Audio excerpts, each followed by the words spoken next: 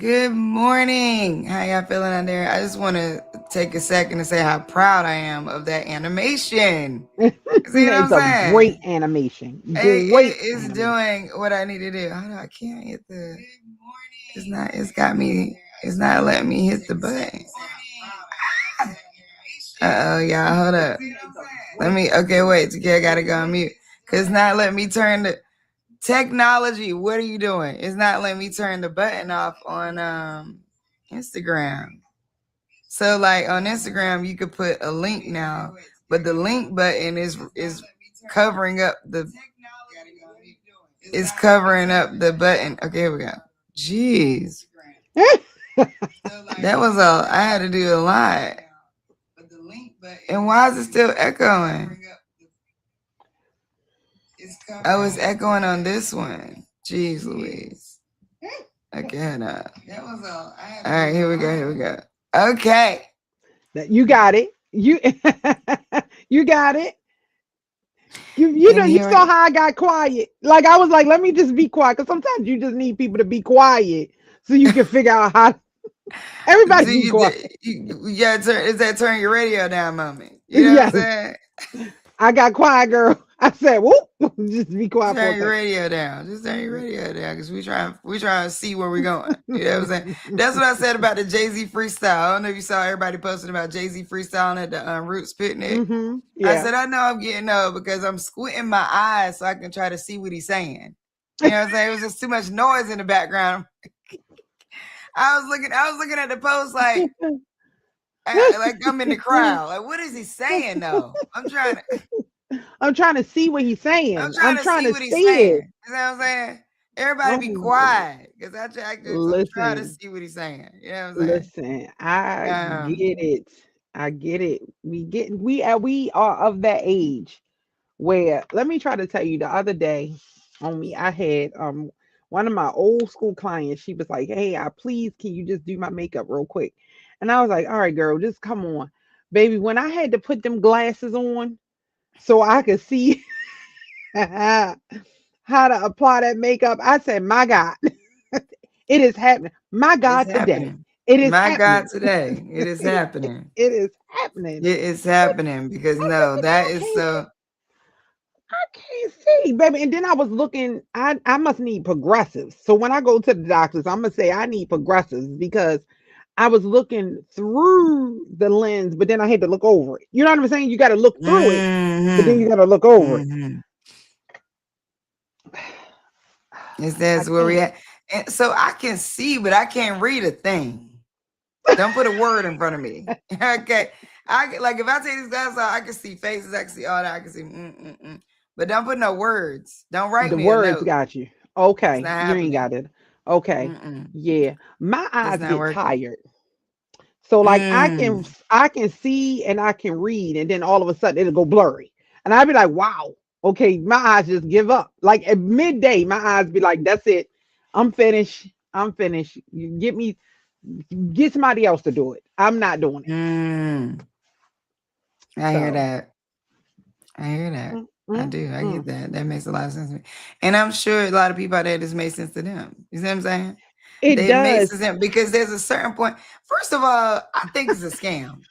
Because I'm trying to figure out how we all of a sudden need glasses. Like, what is happening around us that nobody's eyesight is making it past 40? No, Nobody's absolutely honestly, nothing. your eyesight these days ain't making it past 35. If you can read without glasses past 35, you have significantly unlocked some level that I'm not aware of.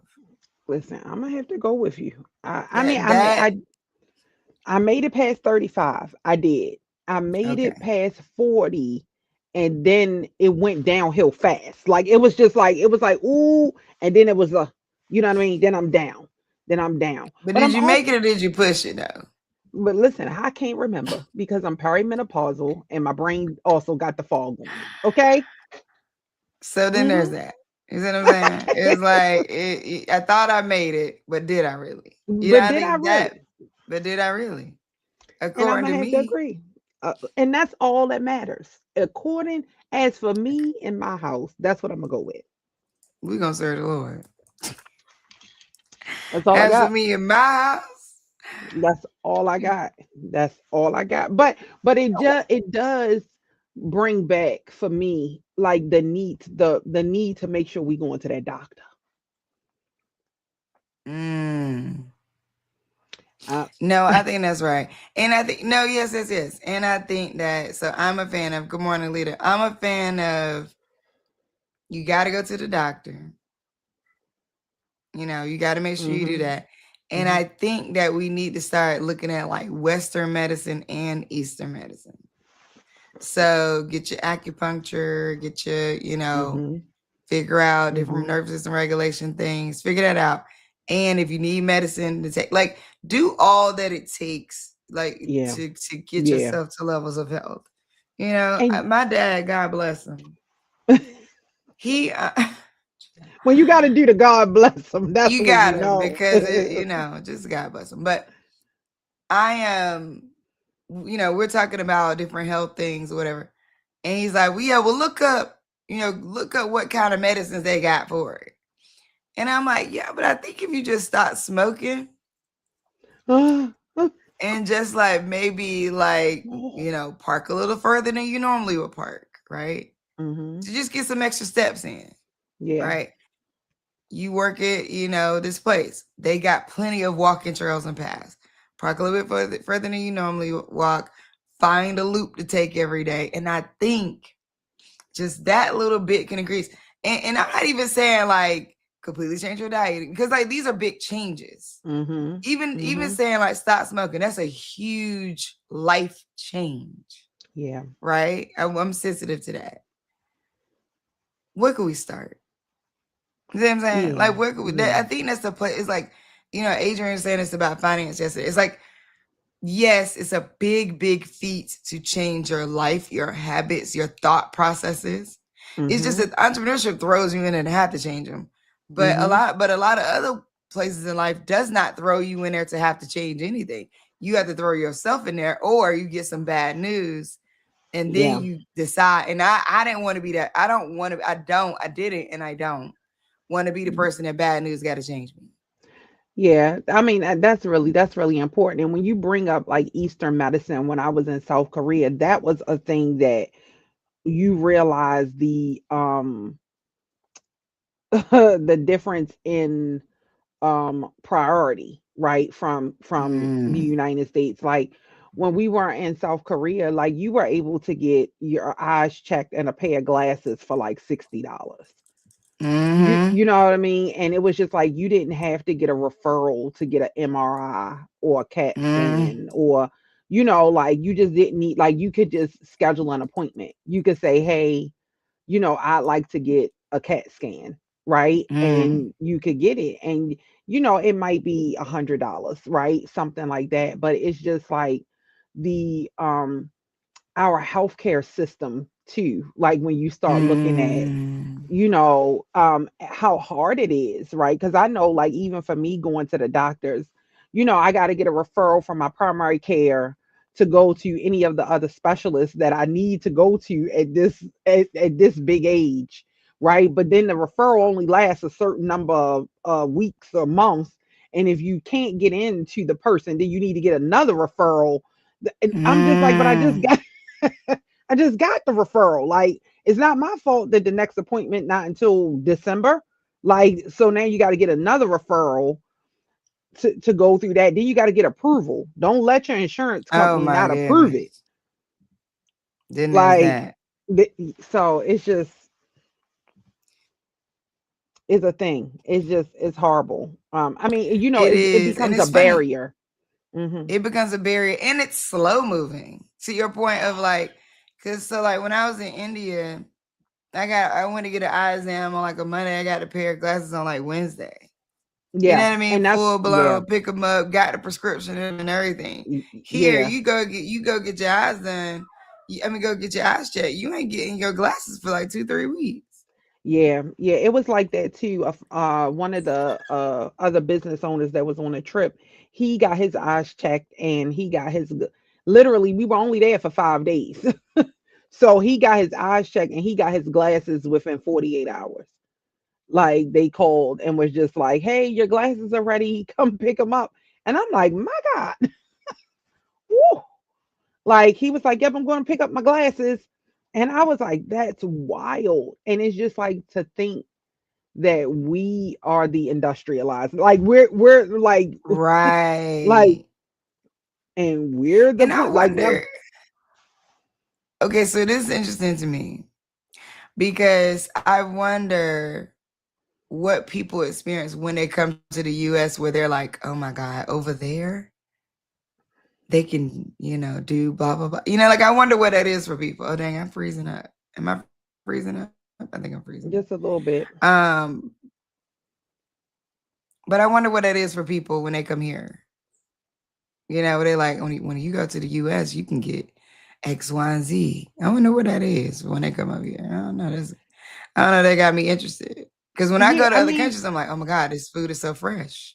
I'm yeah. like, oh my God, this air feels so, Yes. you know what I mean? Like this air Yeah. feels better. Yeah. I'm like, oh my God, look how they're Mhm. so, everybody's Yeah. walking and everybody's living in a way Mhm. of, like things like that. I'm like, oh my God, like this just feels, they told me America was the best. Yeah. It's like, Mhm. actually, this feels better. Like, Yeah. I think there's I that. think it's the same thing. I think that they probably think like they probably looking at us and like and while we're walking around like this is phenomenal, and they're like whatever. You know what I mean? Like but I think it's you take advantage of where you are.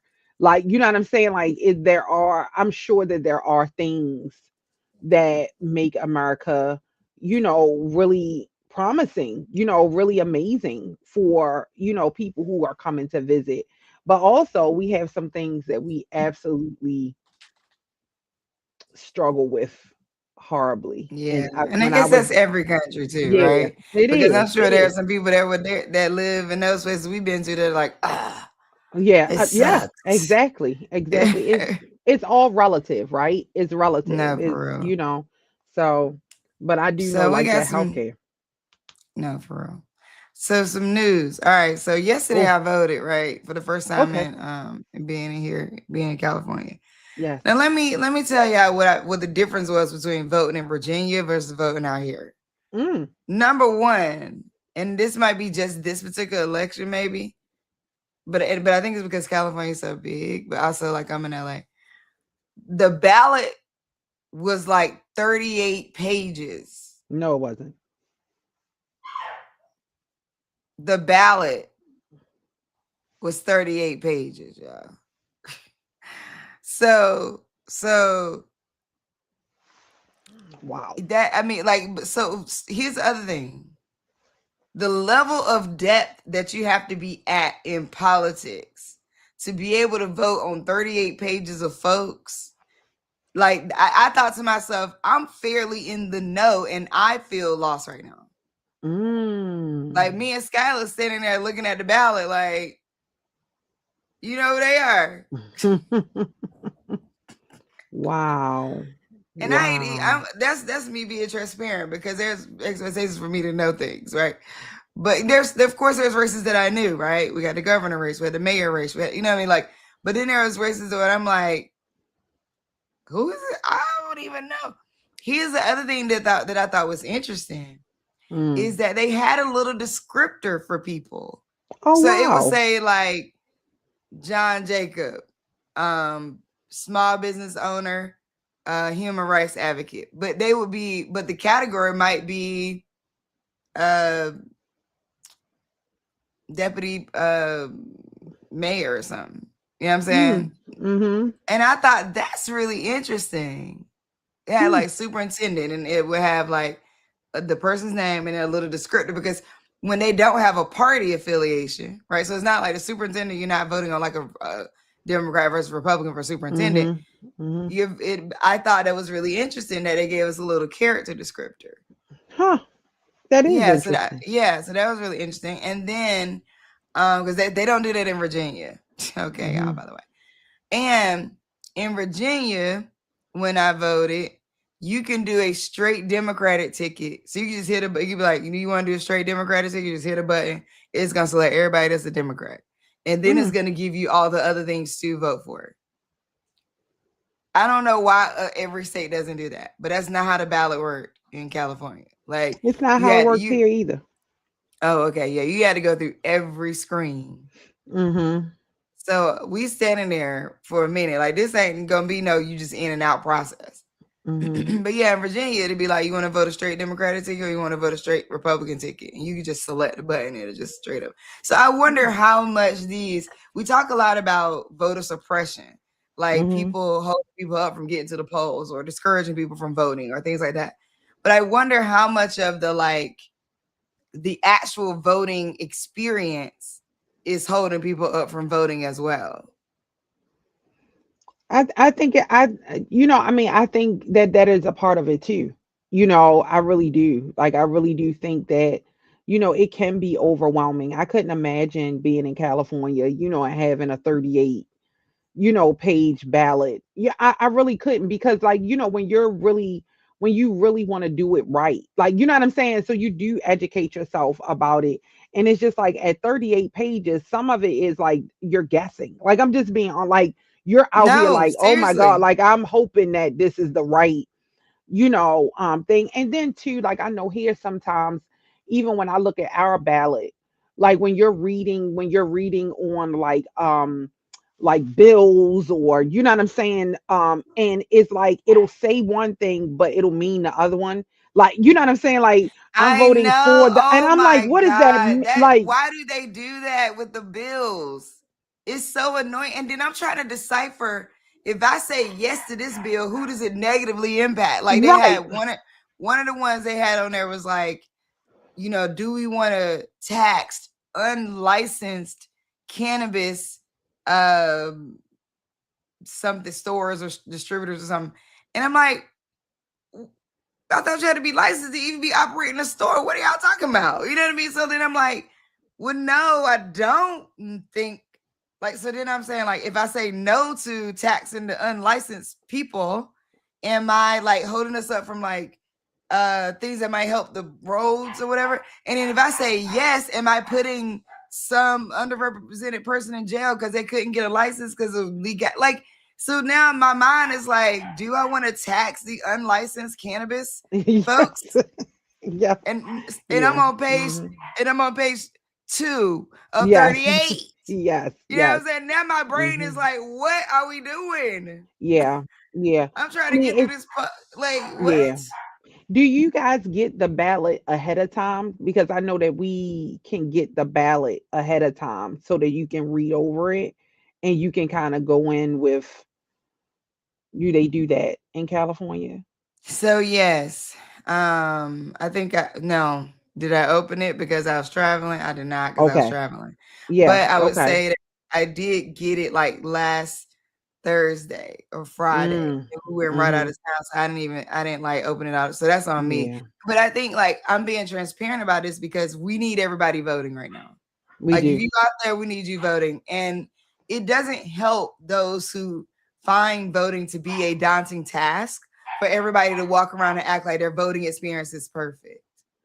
Right? Like Yeah. it does not help people who are out there thinking to themselves, I want to go, but I don't know who I'm going to vote for. It doesn't help those people if we just keep walking around acting like, yeah, I went in there and I was so educated and I know who to vote for. Everybody I Mm-hmm. voted Mm-hmm. for, whatever. It's like actually it doesn't help that. So I want to be honest that like out of 38 pages, I would say those descriptors really helped me. And maybe because Mm. California is so big, that's why they do, because it did make me think like this person's a small business owner. Like, yes, I would love for a small business owner to be the treasurer Yeah. versus the Mm-hmm. just advocate. You know what I mean? I would love to have Mm-hmm. the human rights person be a superior judge, Mm-hmm. right? Like Mm-hmm. it helped me like be like, Mm-hmm. oh, this is really good. So I think that those descriptors are something that should be practiced. But the whole bill thing is just strange. Like Yeah. somebody needs to really decode the bills that we're voting for. That needs to Yeah. change. We Yeah, need we that need that reform around that's that. my thing. Yeah, I like because we're like, when we're voting here in Maryland, it tends not to be as, like that large. So it's kind of like you can kind of get the people, like, okay, I want this person, I want this person, this is my district, I'm voting for this. So because we are smaller, so ours isn't 38 pages, but we will have bills on there that I know that I stand there and reread like 7 times. Like, we're voting for the government to pull out or take money for the schools to prevent the blah, blah, blah, and I'm voting against. I'm like, hold on. Like, let me make sure I read it right. You know what I'm saying? And so like you're going back and forth about it, so I can get how that would be one of the most daunting, like trying to decipher, is that the right, am I voting for the right thing? Do I even understand what this means, right, as I navigate this voting process? So well, I will say that if you do get an opportunity to look at that ballot ahead of time, please, open that thing Look up. at it. Look Yeah. at it. Yeah, that Yeah. thing. Yeah. And so I'm excited. I was happy to vote, happy to get my little Yeah. I voted sticker. Karen Yeah. Bass, who is the current, well, it was a vote yesterday, but she's now going into a runoff. Mm. Um, so now this is one of the country's most watched political races. The results will shape the homelessness policy, public safety, and the Mm. future of one of America's most influential cities. One of the things I think about this race um, for the mayor is interesting because now living here, I do. So first of all, let me say this: for LA to not be majority black, the people in office running like multiple different parts of LA are black. That's really interesting to me. Like the Mm. mayor, well, I mean, we'll see who the mayor gonna be, but I mean, like the current mayor's black. A lot of city council folks are black. Um, a lot of the different like smaller municipalities where every time I open, the reason why I keep getting freezing like this, I keep opening up AP News because I wanted to read y'all the news, but it keeps making me glitch. Yeah. I find that really interesting. A lot of municipalities, like smaller municipalities in LA County, also have a lot of black folks in power. So I Mm. find that really interesting. I do think people are really concerned about homelessness and what we're going to do about it, and I think Yeah. that like it's a huge issue here. Mm. And this is where I wonder, like, when the mayors get together, do they talk about it?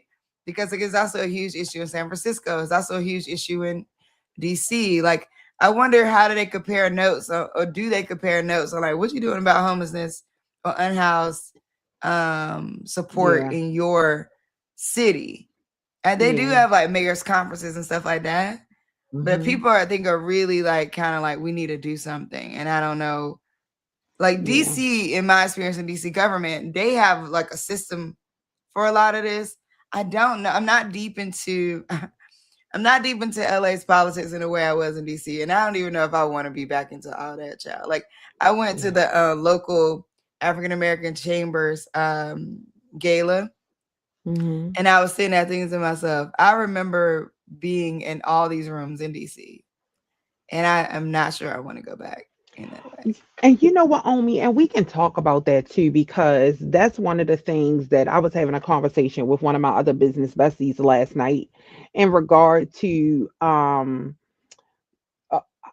serving, in different capacities, right? So you are an entrepreneur, you have created an amazing, organization and that sort of thing. And oftentimes when you are called, right, people call upon you to sit as an advisor or sit on a board or, participate in these other ancillary, things, and you want to, right? You want to have, your voice heard, you want to be able to speak for the populations that you serve. I think too, we have to discuss the toll that it takes on said leader, right? Because the more that you're pulled away from the organization that you're building, away from your work, um, into giving your creativity, your expertise, all of that to other organizations, it does take a toll on your ability to be the amazing leader in in your organization, or Mm-hmm. to put your creativity to work for you and your company. And I think that we don't talk about that quite as much, and I think that we should, right? And I think that a lot of organizations, and I understand why, right? Because when you're tapping into entrepreneurs, you're tapping into, a wealth of lived experience, of network. And I know why you would want to have entrepreneurs and organization leaders on your board and that sort of thing. But I always share this, oftentimes when you pull me away from my business, especially when your business is growing, my business can take a hit. Like it really can. 100%. I think too. Also, Jermaine and Katron, I see y'all. I'm so glad to see y'all. So our guests for today are here. I'll bring you up in a second. So I think, it's funny because like, yes, and you be feeling like, I don't have space to not do it because I Yes. need advocacy across it. Like you Yes. start seeing certain things and you like, okay, I need to go over and talk to the Small Business Administration folks in Mm-hmm. my city. I need to join the local, and then the local chamber. I need to be on the local board of the whatever Mm-hmm. because I also need a voice. So it's Yes. like, yes, I'm a business owner and I need a voice in the business community because because there's things that we need that somehow some people still don't realize that we need. Mm-hmm. I And it's agree. like, how do people not know that we needed better procurement? How do Mm-hmm. people not Oh, know that we needed, like, look, I'm telling you, the procurement don't bring side up of the things. procurement because I be out here. That sets me off. And I want Jermaine and Catron to come on here because you talk about procurement, that sets me off. Yeah, no, it's a whole thing. It's a whole thing. And going through, so BGV is in multiple cities. So I've had the honor and the privilege, let me say that, to observe infrastructure across multiple cities and the gaps in that infrastructure. And there are subtle similarities um in ways to navigate it. And then you get to some cities and you're like, child, I don't even know how I don't even know how they got a local government. You're like, I don't And even know how y'all considering this a real local government without any small business infrastructure? What we talking about? Like y'all tripping. So anyway, I digress because like you said, I want Jermaine and try to get up here because we get into that, child. We could be talking all this. We might have to get into listen. that a little later if we have time. But first, let me bring up this wonderful couple. Jermaine and Katron Turner are the husband and wife team behind JPIC Studios, a boutique photography brand based in Maryland, in the Washington, D.C. area. Together, they specialize in maternity, branding, beauty, and event photography that blends storytelling. So, coming to the stage. All right, welcome. Good morning. How y'all Good feeling? Good morning. morning. How you Good doing? morning. Good, good, good, good. How's everything? Everything is good. Everything is good. Everything is great. So I had the honor to meet Jermaine and Katron through my good friend Melody years Mm. ago when I first started BGV. Actually, that was like Yeah, 2016, 2017, somewhere around there. yeah, it's been a while. And just watching their wonderful work in photography. And so I got a couple questions for y'all Okay. around working together as a couple, right? Mm. So Okay. how does that when you operate in a business and you got to live together, right? Some of us just struggling on team in general, you know what I'm saying? And then some of us have hired family members that don't live with us. But Yeah, how do you maintain a balance between like marriage and business? it's funny because that's the first question we always get. Yep, always. Like 100%. anytime we've done these types of sits and talks, this is the first question we get, and it's a learned experience. Yeah, it is. It's a correct question because it's a learned experience. Our studio started in our house, so one of the early rules was, hey, the fight can happen in the studio, but what happens when you go back to the bedroom or the kitchen, or and then you learn that fight will travel. Mm-hmm. When you fight with your spouse and you're at work at the office and you at least have 30 minutes to get home, you could probably fix it on your way home. But when you right downstairs, it's a little harder. Yeah. So you learn your role, and you learn what role, and we call it superpowers in our marriage. And so you learn what your superpower is, and you learn what your spouse's superpower is, and you just try to, and inject their superpower into the play. And if I could be honest, it was hard in the beginning. Like we would be, it took us a long time to get to that space where we said, you do that part and I'm going to do this part because that's your strength and that's not my strength. And then that's your strength. So we had to learn that. Just like in any relationship, you got to learn the person. You have to learn that, hey, that what works and what doesn't work. And so it took a while, but we learned it probably by year 2017 when you met us. How long have y'all been doing this overall? We have been photographers for 21 years now. And so 21 years we've been doing this. We've been married for 25. Been married for 25. So. Oh, wow. So you were, 25. So when did y'all decide we're going to start a photography? Like what was you decided when we had a baby date. When we had a baby and we said we need some more money. And so he had a hobby and he was like, I need to do something else. And so that's how we birthed it. He said, do you mind if I spend our income tax money on buying some camera equipment? And I said, as long as it makes money. And I mean, that realistically, we didn't make any money at first, but it grew to that. So were you always photographers, or did you do something else? You know how you do something else and then you find your way into. Yeah, I was a hobbyist for a while, for a couple years. I was the friend that invite to your house party and I'll show it with my camera. I was that guy.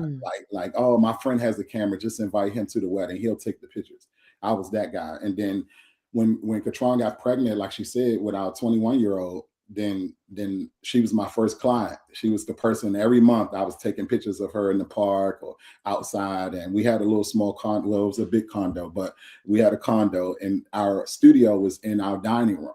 And so we kind of just, makeshifted what we knew to be what we have now, like, hey, look, let's just start somewhere. And so I just turned it from a hobby, into a business, and it sucked at first because it was just me doing it. And I have a corporate background, right. So I'm have a corporate background, and then I didn't. By the time we won baby number 2, in 20, he's 20, whatever that was, 2007. He it's been a long ride. 2007, I got laid off from work. Pregnant with our second child, 9 months pregnant. And so he was like, well, babe, why don't you just come and help me run the business? And that's what I did. It was that conversation like, look, whatever you was doing for them folk over there, do for us at home for this business. And it'll go off. It'll work. Just give the company. You own percentage of it anyway. You own the percentage. You just come home. And so she said, you sure? She was a little upset and had some tears, and you've been fired, and it's a rejection call too, and so she was fired and she called me. I was that early call, and but just come home. She was pregnant, so it was one of those deals, and it just worked since then, and we just haven't looked back. Yeah. Now I bet you've seen a lot of stories unfold over the course of you doing business. I know Mel is a regular client, like you're her only photographers, and I'm sure you have others like that. And so you're about to launch this storytelling division. And so I want to get more insight on like the stories you've seen develop. What is inspiring you to launch this other division? Like what has evolved in the business over time, and what have you seen evolve in people over time? Well,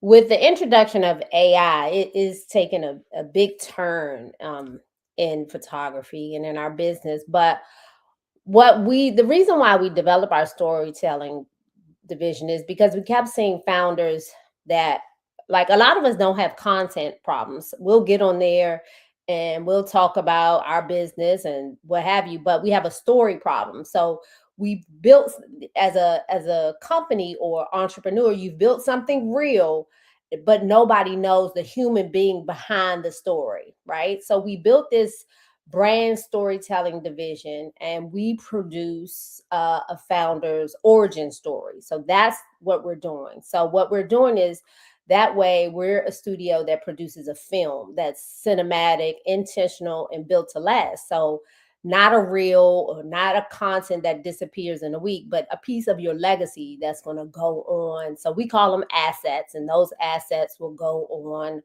uh, YouTube and Instagram and Facebook and in your community. And so right now we're selecting founding partners, as we call them, because each story is a real full production. So we're putting together full productions. We're telling you what to wear, how to style your hair, giving you suggestions. And so we craft every scene, what everything is going to look like.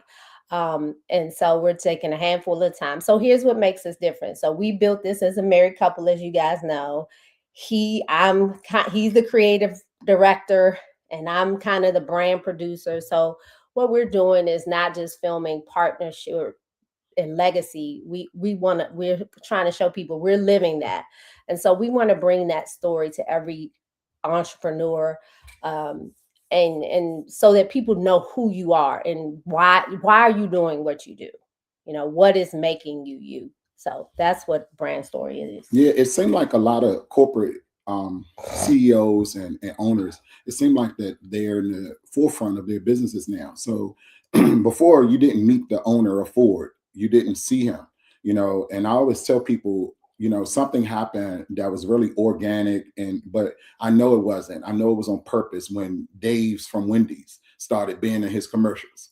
And it was like, hey, this is my daughter, Wendy, right. that and it was like, wow, here's Dave. We never knew him. He got introduced to us, and this is his daughter, Wendy, on the outside of all of the stores.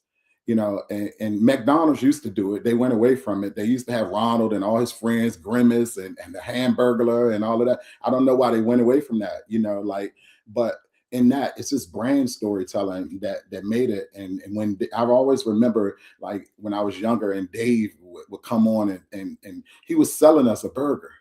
Like if the burger wasn't, back then, it wasn't a million franchises out that you could get fast food from. There was no Chick-fil-A back then. So it was like, hey, McDonald's, Burger King, and choose Dave.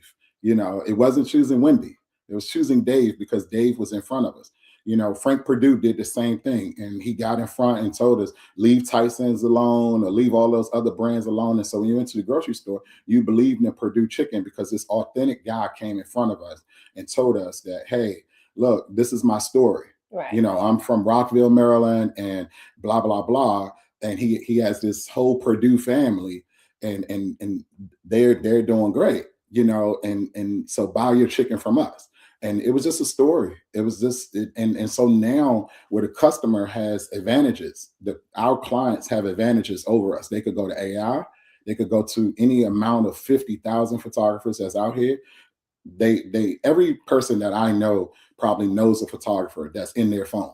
So now, whether or not that person is on this level or that level, whatever level, sometimes it's not about levels. It's about a person's financial level. Like, hey, can I afford the other level that this person? But they'll let you figure it out. They'll take a couple good shots over, every shot being great if they could save some money. But one thing that we still can't like run away from is that founding story, that story that sold us. Like, I want to be in business with this person. If I get money, I'm going with that person. If I get money, I'm going to Neiman Marcus. I'm gonna leave Kmart alone. I'm gonna leave the dollar store alone. If I get money, I'm going to Gucci, and that's how some people talk, right? Hey, when I get a couple of dollars, I'm gonna get me a Mercedes. Well, why? Your Cadillac been doing wonders for you. That Toyota got you all through college and everything. Why are you trading it in? Why not get another Toyota? Because I got money now. And so, like, at the end of the day, it comes down to what a person made you feel like in today's buying market. What a person made you feel like in today's buying market, you have to sell. And you have to be yeah. So that's how that works. Yeah, thank you for sharing on that. First of all, thank you for that a little walk through history, because I think that is something that, you know, we're Takia and I was talking to founders about unique selling propositions and like, you know, what is your unique advantage and what does that look like? And I tell people all the time when it comes to the fast food, it was McDonald's was selling us speed, Yeah. Wendy's was selling us family, and Burger King was selling us creative, like do it your way. Yeah. Right. Like Yep. that was the selling points in between in between those three. And I think that and they're in a block of each other. Yeah. Right. Yeah. So like Yeah. people always act like, 100%. well, like how you gonna be so unique? And it's like you ain't gotta be completely different, but you do need to have a thread that you pull that Yeah. the customer can identify with and recognize that says, I go here when I blah. I care Yeah. my shared values. Yes. I being that like as BGV, we are coming up on 10 years. Like this is our 10-year anniversary. I really love how y'all talk about brand story and legacy, because I've done so many interviews, so many social video over time, but I still feel like I haven't yet captured, like, and I've told the story, but I want to visually capture the story. Okay. Like I want to like go back to the house that with the living room, you know. So I actually, it's funny that we're talking about this, because the person that where I started BGV in the living room in a house in Southeast DC still lives in that house. Wow. And so I'm like, yo, can we come? And I have pictures of us in that house, in that living room, where it all started. And I'm like, would you mind if we come and film? And he's like, yeah, sure, no problem. You know, we didn't do it yet, but it's like that being able to be like, this is where it all started. Yeah. In that moment, I could not see where it went. Yes. When I met y'all, if y'all would have been like, hey, homie, listen, this is gonna blow up. It's gonna be nationwide. You're gonna be on a Nike billboard. I would have been like, y'all tripping, just take these photos. You know what I mean? Like I could not possibly perceive where it went at that time. So this is why I love this idea of like, hey, let's capture your story. And then there's like milestone points too that could feed into the storytelling piece. So I love that. Yeah, and that's what we're doing for this one. What you're saying is this a florist that we're working with, how her story came full circle. Her father was a florist in Petworth area and had a florist there, a storefront.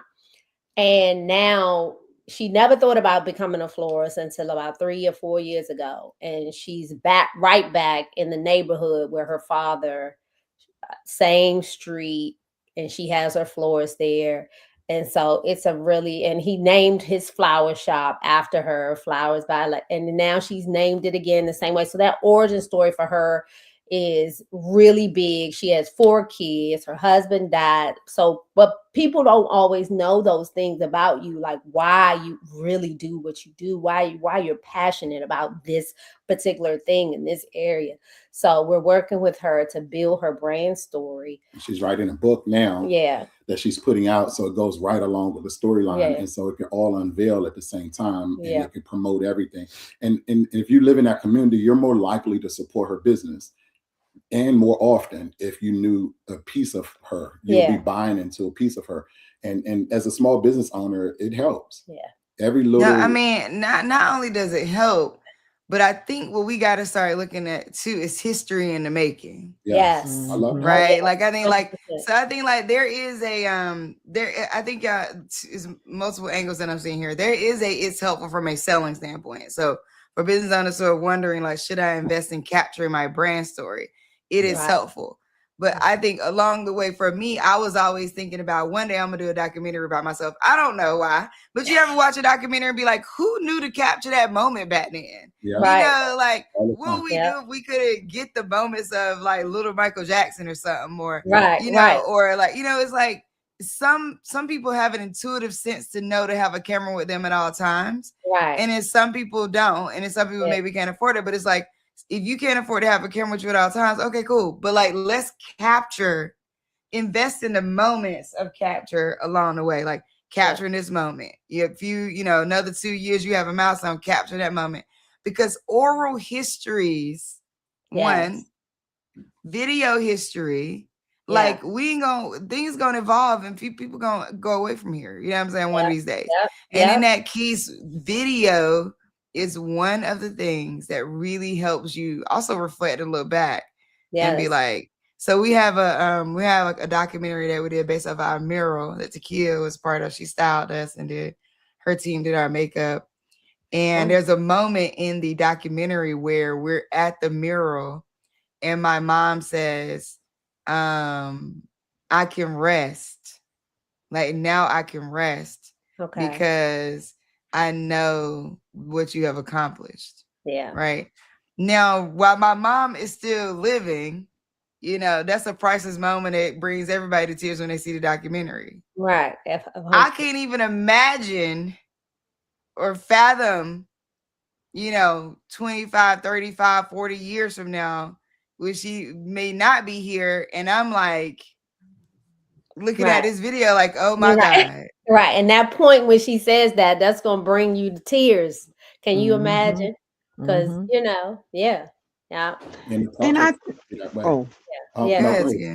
No, I just think too, what I was hearing is that sometimes you need somebody else's lens to see yourself through.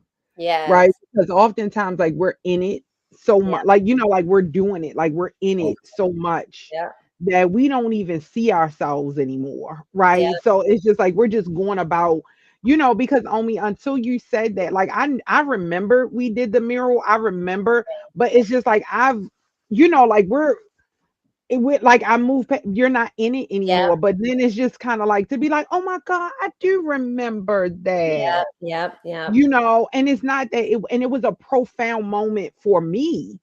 But I think, you know, what you all are doing with making sure that we get to see ourselves through a different lens, right? Through like almost like, girl, you did that. Like, you know what I'm saying? Like you did that. So I think that is also one of those, you know, profound moments in your storytelling where you can be like, oh my gosh, like we really did something. Right. Yeah, because I think that a lot of times we equate the financial success of our business being successful, like, or the accomplishments and trophies and things like that. And we collect that stuff along the way. But if you look at a career like LeBron James, for instance, he's at 21 years, I think, this year playing basketball. And here's a place where he might have trouble going back unless he's in a competitive conversation. He might, until he retires, he might forget all of the things that he's accomplished along the way. But a good storyteller will tell that story to him in a way that he can remember. And because you're so busy knocking down goals and putting things on your calendar that you'll forget that all of the great things that you've accomplished along the way. We sure do, just like you just said, Takia. We forget all the time that, hey, we've taken pictures of the president of the United States. We've taken pictures of the ambassadors and the senators and all of these great people. When you have people that's running for campaigns right now, they're calling our studio to take their headshots and things like that. And when you see somebody build the business from the bottom up, like sometimes I've seen Melody, for instance, as a personal friend of ours, I've seen her on the stage with thousands of people clapping and cheering for her, and we're going to have coffee later. You know, and it's like, this is my homegirl, like, and you forget that, but she built this company from the ground up, and what it took for her to do that. I try to stay humble and remember what it took for that. And I'm kind of like really neutral about people. I don't care who I'm in front of. Like if it's LeBron James, I'm big excited the night before, but I'm telling you, he won't know it. Like he won't know right. I just have a calm, but the truth of it is, I think that it's just, we go along with just trying to say, hey, well, what does the job entails? And we just do it. And then next year you'll be on to the next job. It's like, oh, last year wasn't enough. We did LeBron James. Last year wasn't enough. So we're on to this year. And this brand storytelling was us making a pivot and saying, hey, if the community won't call, or if they won't, access us in the way, then you have to pivot. And in business, if you're not pivoting, you're going to get left behind. I don't care what your business is, and you have to keep evaluating your pivot. And I always study other businesses, and we have conversations. And this is the beauty about being a couple, because all day long. We could just talk about different things. You know what I seen, you know what this was, and I can just say, hey, everything that I'm thinking, because I watch. If we stay with the topic of fast food, then I can just tell you that McDonald's have pivoted too far. Like, I believe that. Like, your menu is like the Cheesecake Factory at this point. Like, I don't know what the goal is for anymore. The Big Mac is your specialty. Why not keep that at the forefront? You know, like, and I just think that, like, no matter what people, well, you know what? Go ahead. I want to double tap there, because as we talk about this from a business perspective and what I can appreciate about the decisions that y'all are making, the reason, not sole reason, but when people pivot too far, it's because competition is driving them there. Yes. Right. Yes. And so it's like, and they don't know what to let up out of or what to stay, So I think that, like, where I see what you're doing is like being very strategic about the evolution of what you have done. Yeah. It's like, it's an evolution, like not even a full pivot. Right. You're not completely going to do something different. You're just like, we've seen stories evolve over time, and now we were figuring out another way to capture them. So I think like that piece of it is really key. So when people go, do people sign up at JPIC Studio? Have you already have everything there for them to go sign up to do that? About the brand storytelling? Well, we haven't fully launched it. It's something we have a division developed. But yes, if you want to find out more, yes, we would say, hey, just email us, come to our website, and then click on brand storytelling, and we'll contact you, because every person's story is unique and different. And so we really custom tailor that story. I will do research on who you are, your business, and everything, and then make recommendations about how I think we should go and get your input, and kind of build the story based on that. Like, how many shoots are we going to do, and how many, all of that stuff. And the story Bible. Yeah. So I create a brand story Bible is what it's called. And that kind of lays out every single aspect of your story, the background, the arc, what's going to happen in each act, we call them. And then how are we going to shoot it? Every details, even the interview questions, hair, makeup for each thing. And so I lay it all out. So it's thank you for that. And I think too, so people go to jpicstudio.com, check them out, reach out, contact them, have some conversations, join an email list if that's there, but just connect, follow them on social. What I can share with people is that it is worth it to have your brand story Bible, even if you didn't do a full shoot. Now, yes, we want you to do the full shoot, but I'm just saying, like, the power of that I could tell you from like working with just having like bring a brand guide that mirrors everything that we do, but then what that looks like from a storytelling standpoint, like that kind of thing is honestly priceless, especially as you grow. It is. So thank y'all so much for joining us. Yeah, thank you for having us. Thank you for having us. Thank you, Omi. Thank you. Thank you, Takia. All right. Have a great rest of your day. You too. Bye. Bye. I think that was so good. I like branding, storytelling. These are things that you're going to need regardless of what kind of business you start. And if you plan to grow and you plan to hire people, so with our brand, just speaking of brand guidelines, and that's not necessarily what they were saying specifically, but brand guidelines for us have been everything, because we have other brands that we work with. And so we want to make sure that the like brands or even graphic designers or other people that we hire, people to do our content, like photographers, like we need to understand our values. We need to understand like what our photos look like, our sort of visual identity, and so that they can maintain our branding over time. Because if not, you got to re-explain your brand every time you do a thing. And then I've had experiences in photography where, and we've done some of this work together too, where from a creative direction standpoint, there's a process to it too. I think so when I first started, I'm just like, oh, we hire a photographer, we take some photos, that's it. And then what I learned as I evolved is like, oh, but this is a brand, like I'm building a look, feel, consistent storefront, if you will, of my business. And from photographer to photographer to videographer, from city to city, I got to maintain that. Mm-hmm. What do I need to put together so that that story threads through everything that I do, how I show up, what I'm wearing, what, like all of that. And so it's a super important part of your brand It that I don't is, think we talk about enough. and I don't think you do, and I think too it evolves, right? So it evolves over time, like what you think. And I think what you start with oftentimes is not where you land, when it gets to like the full maturity of it. And I think that we have to be okay with the evolution too. Like a lot of times it's just like it evolves, this like your logo will evolve, your brand colors will evolve, right? Like as you grow, it's almost like you were talking about, your puppy, like when you first start your business, it's brand new. Like it is like brand new. It don't know. It don't know, you don't know.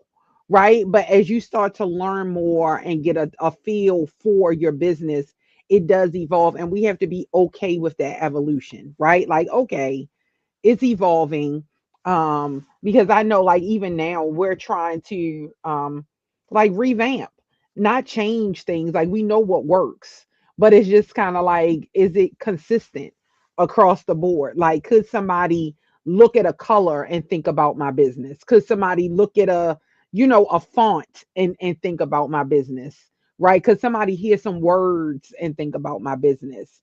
And I think that's something that we have, you have to take time with. 100%. I think that's right. And I think that I didn't know what I want to say. I had a person on my team that was a marketing person. She was one of my first like batch of people, and she really helped me gather a lens on what that meant. Because like you said, it's like, okay, logo, okay, like brand guidelines. I thought it Mm-hmm. was reserved for big corporations only.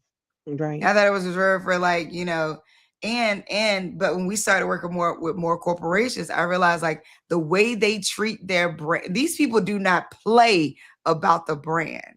So even before, let me take a step back. Even before I met the woman who was on my team, there was a person that became like a first like partner in sort of me like growing business. And she was a Googler. She worked at Google. And I remember we was on this community board. I don't know if y'all remember Beacon. If you're out there in Unity DMV, there was this in the DC area. We had this board called Beacon. I was on the Beacon board. And the whole idea was to get funding to business owners and just create a massive database of business owners. And I remember people there was a certain way that the branding Beacon was written where the B was always capital. And so I remember writing it or something like that. She's like, no, for the branding, make sure you capital. Like she would remind people throughout the process, make sure that B is capital. Oh no, this is incorrect. Like let's say somebody's writing something, she's sending it back for edits. It's incorrect. You got to be lowercase. And that's where I started to understand like what she had understood about branding working at Google is that these people do not play with their logo lockup, right? The Google colors is Google colors. It's going to be the Google color. Like they evolve, but it's like, y'all know them Google colors. And forever, it was those colors. And understanding that like, oh, that G looks like that. Like, oh, that O looks like that. That little G, oh, it looks like that. Right? Like, but being a stickler for it with everybody. And so now I'm like that. Like, I'm like, oh, nah. Like when it comes to BGV Next Gen, next, the N in next is capital, the N and the G is capital, and it's all one word, Next Gen. Do not write it any different. You know what I mean? And it's BGV Next Gen. It's not Next Gen. It's not Next Generation. It's not Black Girl Ventures. It's not that. It's BGV Next Gen. And it needs to be written like that every time. Like, and so I'm a stickler with it with everybody I'm working with. Oh, no, I'll send it back. Capitalize that. That need to be like, because that's the staple of you're training. It's psychological. You're training the brains of everybody around you to recognize out of everywhere you might see next generation to know like, oh no, that's the BGV one. Mm-hmm. Mm-hmm. And to do that, you have to be a stickler yourself. And when it comes to the brand, I am a little anal about it. Like that's probably one thing that I'm like, oh heck no, why y'all do that like that? That's not our brand. Why does that color look like that? And it's hard because when we're translating it on the ground, balloon colors, floral colors, banner colors, okay? Every visual that you see, I'm like, nah, what's up? Like, why that's not our brand. We give shot lists to our photographers and videographers. So when people come take video, we ain't just getting some random recap. Nah. What are our core values? How do these videos mirror our visual identity? How does this photographer now? And so my head of marketing, she has a huge responsibility because she's in charge of the face of the brand, right? She's in charge of the look and feel of the brand. And so if it's off, I'm going straight to her. What's up with that? They don't look, that's not what we do. I don't know what this is. So I think that like also understanding, like you get an understanding of it and you take a pride in it. And I think the kicker is taking a pride in it. And because that's another level. Yeah, I think, but you know what the funny thing is, I think it's not just taking a pride in it, it's being almost having the I can't care how you feel about when I correct you about it. You know what I mean? Like, and I think that sometimes I know that's one of the challenges that I had, right? It's just like, because it's like I'm not giving you like it's not good or bad. Like I'm just telling you how it's supposed to be as it relates to my brand, right? Like I'm not like fix this. But I think too sometimes we get it's that conflict. Like we're trying to like do I push back about this? Do I say anything? Do I let it slide? Do I, and I think it's some of that too. Like that being like I'm proud of it and I'm willing to hold you like I'm willing to hold this thing. I'm standing in it. Like this is how we represent our brand, period. And 100%. And I would tell people like if you ever challenged by that, a quick reframe or real slight shift in thinking is like your signature. So like if you signed your name on something and then somebody else at somebody else's checkout, they try to duplicate your signature, you be like, that ain't mine. They can, even if they got close to it, you didn't put your hand to it. You like, that ain't my signature. I never signed that. Right? When you think about it like that, there would be no reason why you wouldn't push back on it. You know what I mean? There would be no reason why you would, hold on, time out. That's not my signature. Like, think about it that seriously. Whereas, like, your literal swift of your pen being signed onto something else is like, oh, no, that's not mine. I didn't write that. Right? Like, nobody would think twice about defending somebody forging your signature or somebody getting your signature wrong or somebody, like, nobody would think twice about that. So when you think about your brand, think about it that same way. Like, oh, no, our signature is not on this event. Right? Like, this not mine. This ain't what we doing. Or no, we need to tweet this. Or we need to, like, here's how my signature lays out. Here's how you got to go put my signature on that thing. And here's the signature that I approve of. Right? I think like that, taking that level of pride, like pushing the fear of being an asshole has caused me to make some terrible decisions. The fear of being an asshole has caused me to make some terrible decisions. And one of those things is keeping people too long. Because when I started BGV, I'm firing. And people said it all over the internet. Oh, hire slow, fire fast, yada, yada, yada. But that fire fast, we got to talk about that. That ain't easy. That fire fast mantra everybody want to float, that's not easy because when you are building culture inside of your company, firing fast impacts the culture. It impacts how people feel, right? And when you look like an asshole as a leader, and then people start saying that you're mean or your environment is toxic or you always whatever, it affects you. It impacts you. You start being like, wait a minute, I don't want to be that leader because I really care about these people and I care about what I'm doing. That's not I'm not trying to be an asshole. I just know what I need in my company. I just know the level of excellence I need. I'm not trying to be an ass. I'm not trying to be a jerk, but I do know the level of excellence I need, and I do know when you're not providing it. And so the fear of, I'm bringing that in because you were mentioning like people, pushing back and like what that feels like. And it's like, it is a real tug of war that we need to acknowledge that like the pushing back, or even the like, I'll fire you, you don't act right. Like when you're building a culture of your workplace, you got to figure out the ebb and flow of that, because then you're affecting everybody at the workplace, and people want to feel valuable, but at the same time, you do have to let people go. So I can openly admit that the fear of being of looking like an asshole, or the fear of being like talked about as being too rude, or too what I want to say, or not like empathetic enough. The fear of not being viewed as being empathetic enough.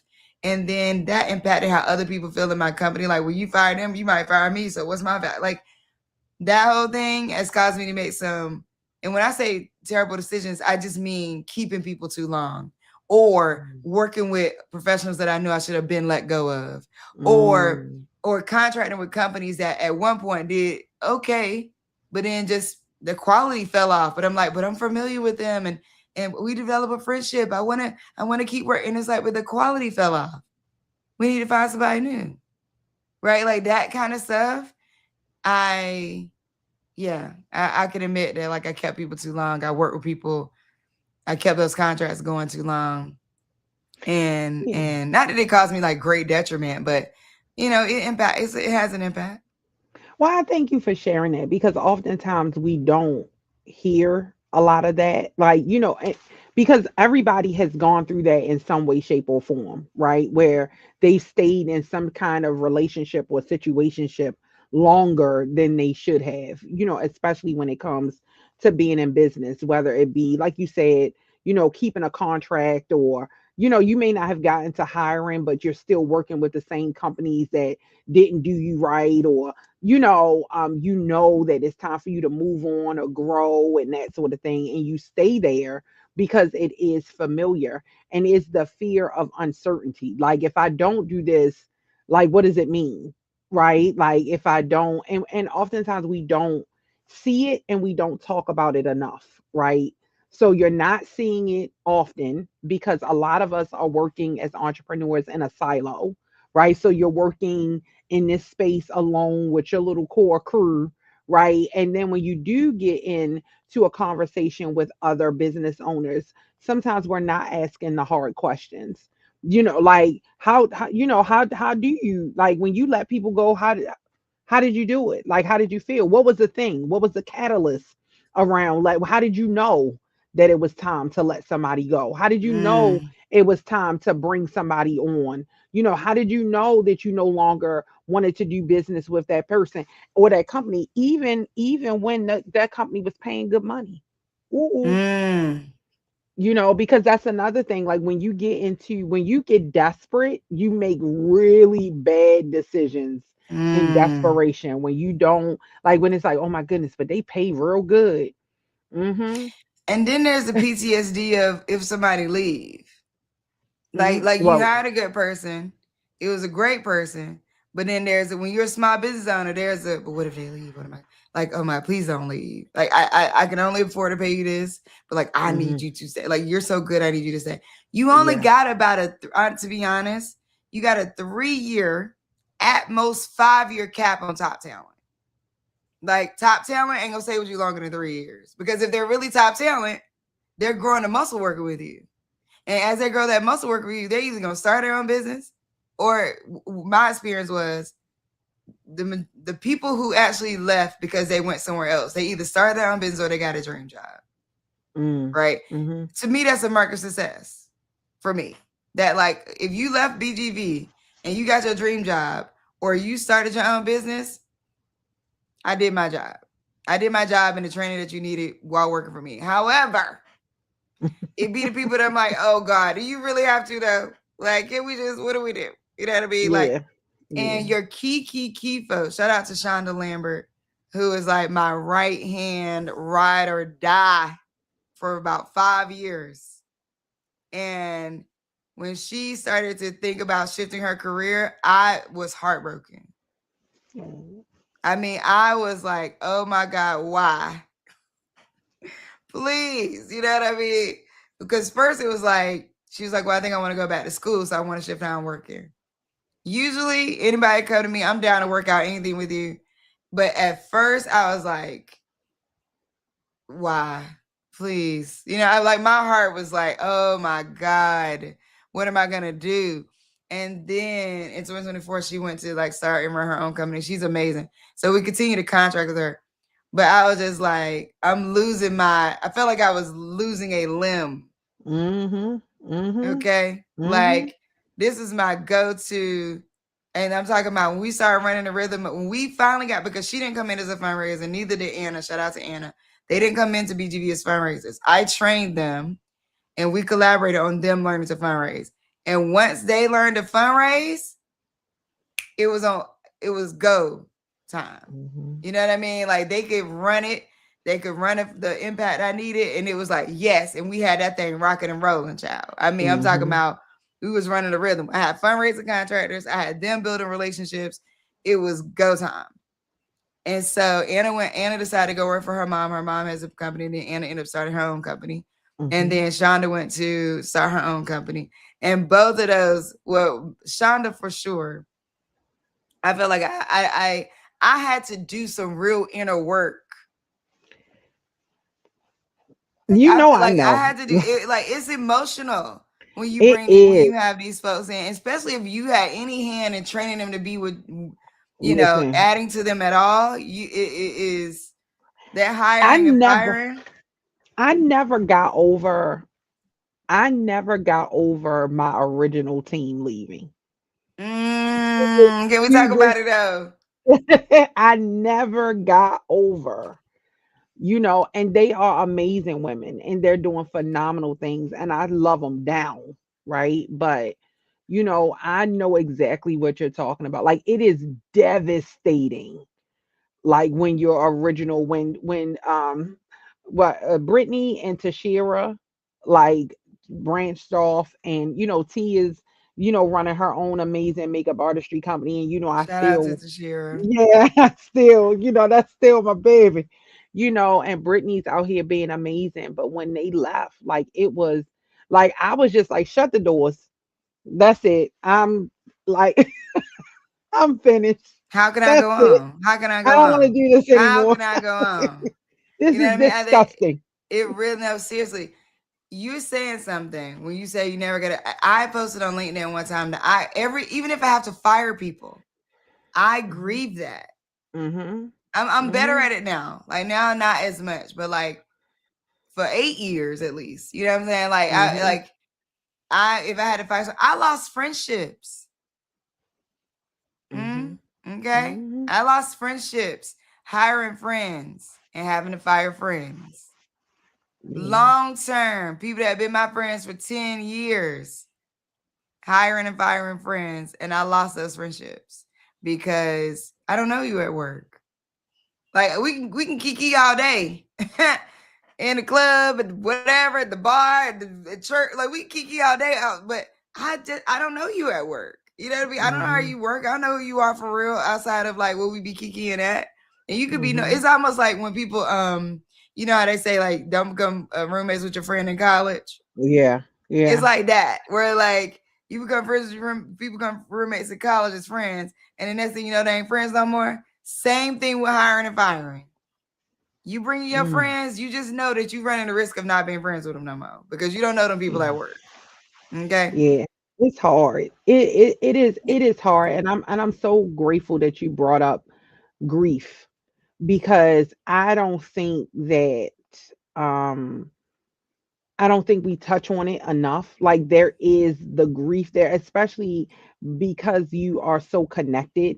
Like, and oftentimes there is no buffer between you and your employees or the people that are a part of your team, right?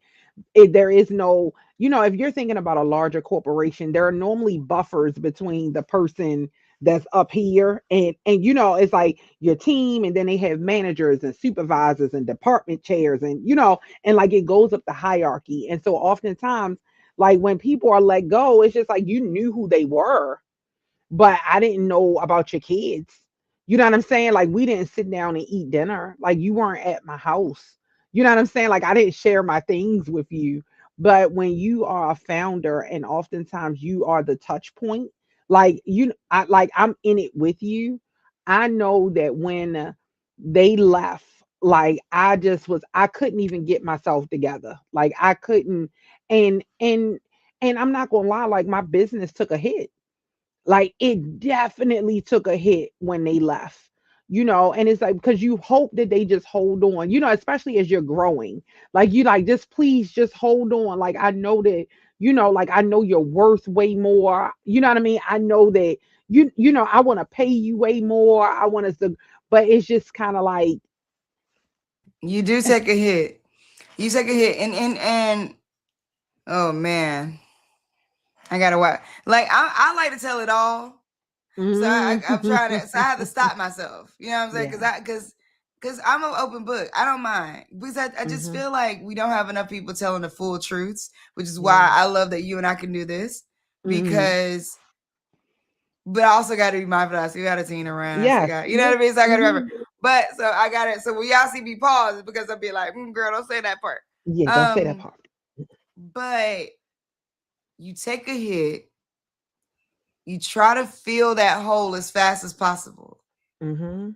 And sometimes you can't. And it takes a while for Mhm. you to make up for the deficit. And the Yeah. question is, do you have the runway to make up for the deficit? And some of that deficit is sometimes institutional knowledge. So when people leave, so the importance of you making sure you do your SOPs and you making sure you're documenting is because every time somebody leaves your company, they leave with a context that honestly can't necessarily be captured in words.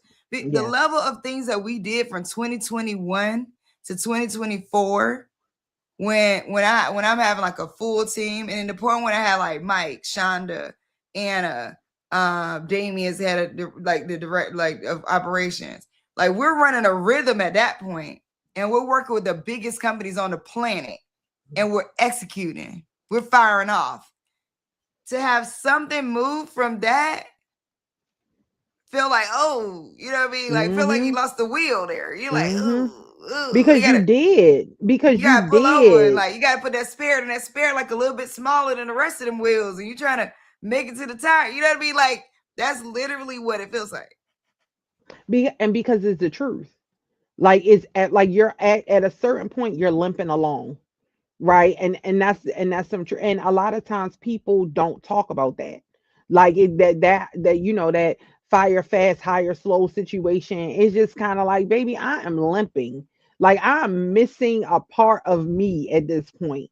And not only am I doing that, but I'm trying to fill that void. Right. Like so it's just like that void is there. Somebody has to fill it. And oftentimes it is the founder, right? Is the founder that fills the void when somebody moves. And for me, because we were service based, right, when my team left, that meant that all of those clients, like that was me, so I had to go back to where I had pulled myself away from, the actual application of makeup, right, What I had to pulled grow. myself away from. Yes. And then when they left, like I had to go back. And I'm not gonna lie, y'all, that set me back years because now it's just like you can't you lose the momentum of the growth, right? You lose the momentum of, okay, now I'm getting contracts, now I'm working with, now I'm doing this, now I get, and they're doing this, and then it's just like, no, but now you have to take all of the bridal clients. Now you have to take, because you have contracts on the books years in advance. So it's just kind of like you can't now say, well, oh, Tashira's gone. You know, I have to, like I can't take you. No, like you have to fill that hole, and it's you. And I think that, I know that for me it was devastating. Like it was devastating And for I had me. to ask myself some hard questions. Hmm. And this is where, I had to ask myself, like, am I actually running a company too? Like, at some point during my journey, like, because I'm supposed to sustain, while these pieces move. Like, what does that mean? So I'm like, these pieces that I've built up to, right? Like to work so seamlessly. They have to sustain themselves through anybody working in them. Like these roles have to sustain themselves through whoever come next. It may not be as great as Shonda, but that next person gotta be able to step in and sort of run with it. And then I gotta tell them things that I already told her. And I gotta remember to be like, oh yes, the SOP does tell you how to turn the stereo on. But by the way, kick it a little bit because you know what I mean. Like, you gotta tap it twice. Tap it twice. Yeah, you gotta tap it. You gotta remember. And it's taxing because then you're going back in time. And I think like when you said I gotta go back, like going back to doing things that I had already left. You get to a point where you're starting a CEO. Right? Like you move from like manager because you got to do everything. You move from like jack of all trades and everything to like management, heavy manager, and you move into leader. And then boom, a piece gets moved, puzzle piece, your Jenga piece, got you wobbling. You know what I'm saying? And then you like I got to go back to doing that. And I think so with AI, because I want to bring this point into the conversation. There's a couple things around like running AI teams. I sent to Kia a video today. So shout out to Nikki Saunders, who's an amazing guide. I'll call her. She's an influencer, yes, but she's a guide because she don't gatekeep and she straight up give you whatever. And everything she does is affordable. So like you can always take her courses, join her stuff, follow her. Like this is Nikki NICKY. This is Nikki everywhere is typically her handle, but Nikki Saunders, she's amazing. She does the content for Eric Thomas as well and a couple other like dope folks, but she does her own, like it's telling you what to do. And she did this whole video series on like building your own team on AI. And she's mainly into content and marketing. So all of her stuff is geared toward content and marketing, not necessarily like your accounting team, you know what I mean? But it's all content marketing. And I was watching it thinking, this is freaking magical, right? And even after I get it built, I need a person to run that. I need my brain to be focused on a different thing. You know, it's like, so getting caught up in this bubble of like, no, you can do everything with AI. Yes, I agree. But I agree with that. If you can dream it up, you can make it happen. And know that it's AI and. Yes. It's AI and, right? Because I think that like you still got to be able to ask it the right thing or say the right thing for it to do the right quote right thing or biggest highest thing. And there's time you got to take with it, whereas people can catch context a little different. But I think now there is an opportunity, and this ain't a hiring firing thing. So maybe this affects some of the emotions that go into it because you also get kin to the people when you in the hiring and firing around. Like I really like. While it's great that Shonda was a great professional, like I really like her as a person. Yeah. You know what I mean? Like we really rock it as my homegirl. You know what I'm saying? I think too, even still, don't laugh at me. Even still, like there is grief, and even when you're switching platforms, because because it's just like even as because when you were talking about AI, like yes. Like as I switch from chat to Claude, like I'm like, oh my God.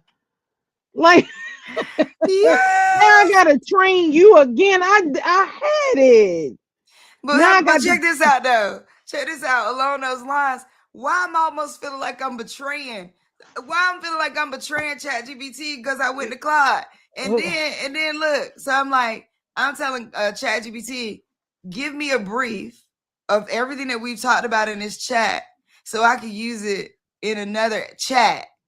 But I'm knowing that I'm about to go use it with Claude. I don't want to tell ChatGPT that I'm about to go tell Claude what we talked about. You see what I'm saying? Like, what? You cheating. I'm cheating. Like I'm cheating on ChatGPT with Claude. And I'm in Claude. I'm like, hey, Claude, you're great, but you don't really develop great graphics. ChatGPT got this new graphic model to put out. Can you just give me a prompt that I could put in the chat? You know what I'm saying? And now I'm like, and I'm polyamorous with Claude. You see what I'm saying?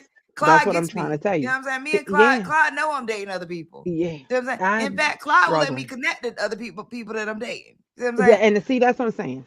That's what I'm And saying. and, It's and so wild. it's platform switching grief is real. You know what It's I so real. need? It's Only so you real. can I tell you some true stuff? I'm gonna tell you. I'm gonna Come get on. real close. You know how you get Come close on. to the screen. Okay. Come on, lean You know in. what I need? I need investment in the CEO. So not investment in the Mm. business. I need CEO investment, right? Because there comes a time when, like, because we've been talking about operations, SOPs, implementing AI, doing your CRMs. Like, we've been given all of this, getting your taxes together, doing all of this stuff. And I find, and I might be just doing it wrong, I find that I need capital just so that I can get my business organized correctly.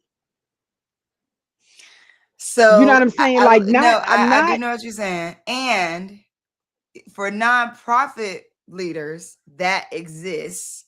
However, you do have to get into different experiences to find it, right? Mm-hmm, So, like, I won the Maggie Lena Walker Award from mm-hmm, PayPal, mm-hmm, and that was $20,000 just for the leader to do whatever the leader wants to do. mm-hmm, Most of the mm-hmm, time, when I win awards, the money goes to BGV. mm-hmm, But this mm-hmm. one was like, nah, this is actually for you. Yeah. I have we have an anonymous, huge anonymous donor relationship that we have for maybe like 3 or 4 years. And what they do is they have these different perks that they offer you, where like you as the leader can engage. You can go get a discount and get in like a Harvard leadership certificate. You can go get a Mm-hmm, discount. Like mm-hmm, they give you that, and you can go do it with Mackenzie Scott and her capital and their company Lever for Change. With Lever for Change, they have these different capacity building mechanisms that you can have where you can you can go through these different trainings, or they have this place called Catch a Fire, mm-hmm.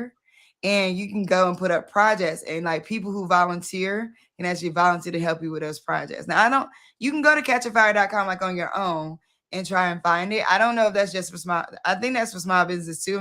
Don't quote me.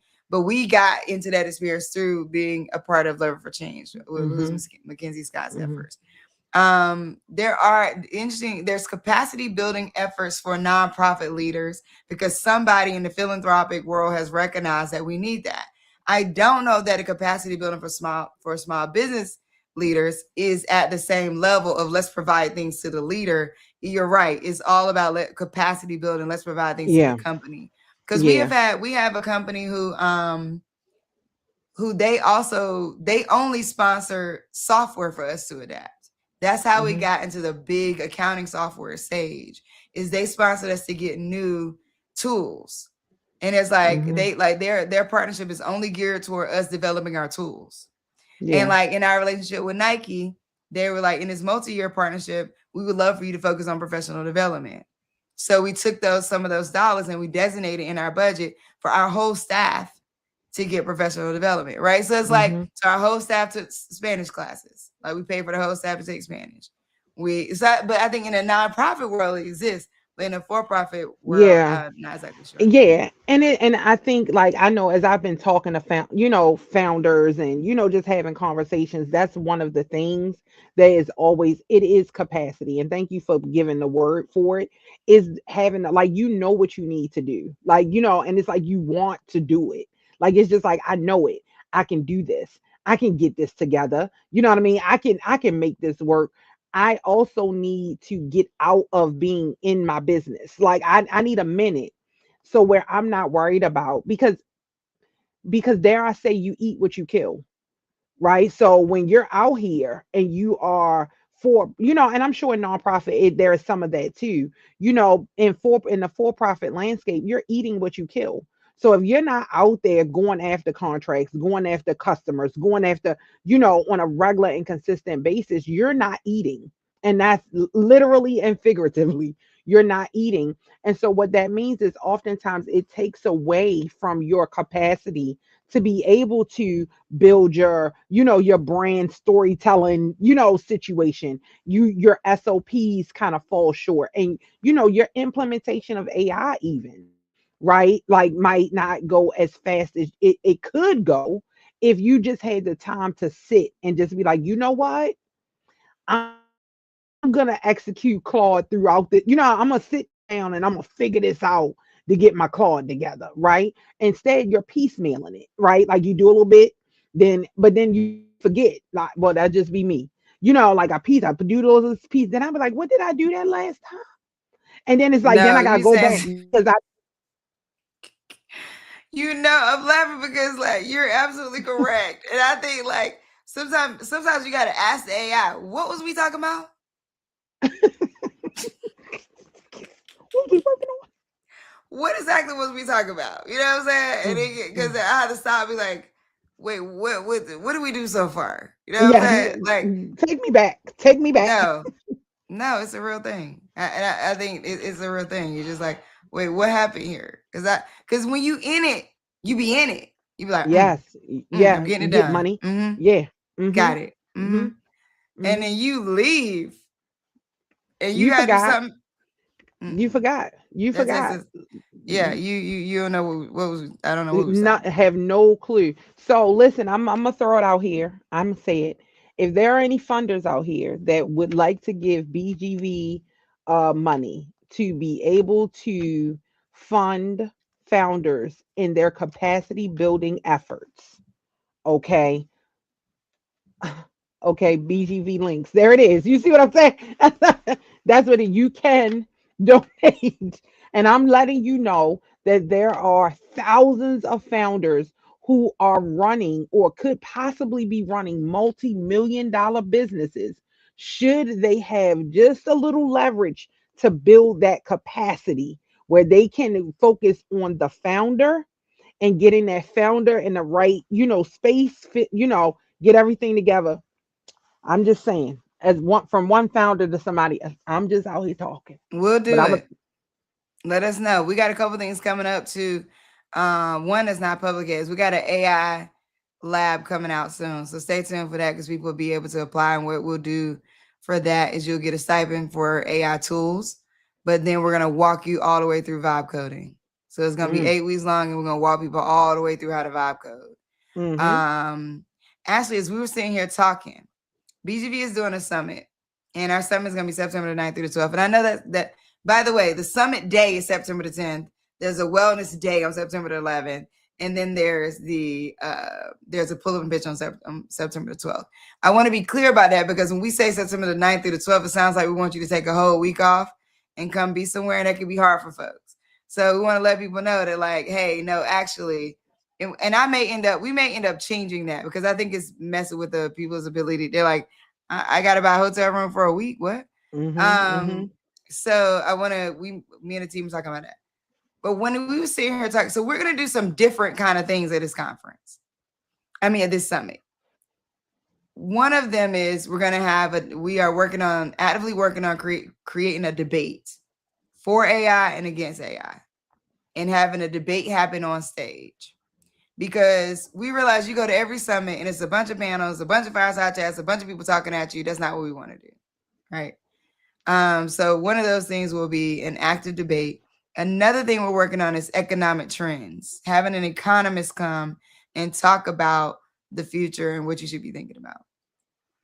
But one of the things that I just thought about as you and I were talking is, what if we do what I sent, what Nikki did in her talking in the video?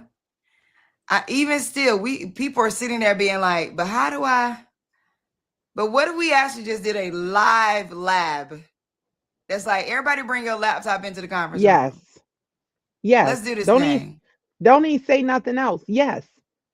Bring your laptop into the conference room. Let's do this thing. Let's get it. It ain't no, like, it's like, let's get it. It ain't even a hackathon. We gonna create we need to walk you through an entire process, right? So that you end up seeing thoroughly, step by step, how this thing works. It ain't no, let's get Nikki on the stage to talk at y'all about how she do it. No. Everybody sit down, bring your lap. This is a working session. Yes. Well, we're gonna be in here walking through every piece of what she just put up. You know what I mean? Yeah. Like that is what we need. How many yeses? How many yeses? Like we need to do only that. for real. Like it's because people want to do it. People And want to do people that. are trying to do it. But it's just kind of like it's nothing like being surrounded by people who are doing it too. Right? Being surrounded by somebody sitting next to you who can possibly help you. Like, no, you just didn't click that button. You're supposed to click that one, That's not the it. other one. That's it. You know what I'm That's saying? it. And then seeing it and being able to implement it in your business with your data, with your information, with your brand, like being able to do that, it will blow your mind. Right. So I'm gonna go with a yes. I'm in seat number 1. I don't know who else is coming with what seat they got. I'm just letting you know Takia Ross is in seat number 1, front row center, because I need to get it together. This is what, yeah. Okay. Say less. You know, I only need one person to agree with my shenanigans. Listen, and I'm the one that's gonna agree. I'm gonna reach Hello. out to her today. I'm gonna reach out to her today and be like, hey, can you do exactly what you did in this video? But just on stage. Like we can have you sitting, we can connect your laptop to the screen. We can have people in the audience that hand mics and people got questions. But I want everybody to bring your laptop into the ballroom. Set up. And let's walk you through setting up your entire either AI team, or let's walk you through setting up this entire flow. It's like one of these, right? This entire flow, one of them. So yeah, I'm gonna reach out to her and see what she said, because I think that's well worth it. But okay, we gotta go. All right, you gotta go. Thank y'all so much for tuning in. We appreciate y'all. Takia, love you. I'll see you tomorrow. All right, y'all. Have a good rest of your day.